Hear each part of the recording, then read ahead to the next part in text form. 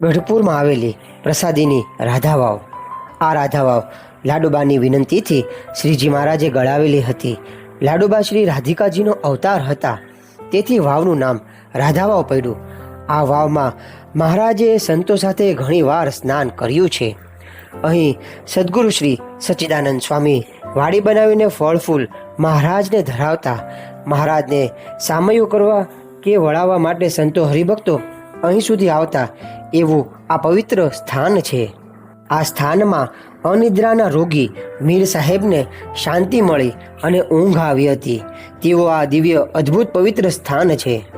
શ્રી રાધાવાવ સિદ્ધ હનુમાનજી મહારાજનું મંદિર, જેમાં સુરેશ્વર મહાદેવ એટલે કે સિદ્ધેશ્વર મહાદેવ બિરાજે છે, તે પ્રસાદીના છે. સાથે શ્રી રાધાવાવ સિદ્ધ હનુમાનજી મહારાજ પણ બિરાજમાન છે. ગઢપુર આવો ત્યારે અહીં દર્શન કરવા જરૂર પધારજો.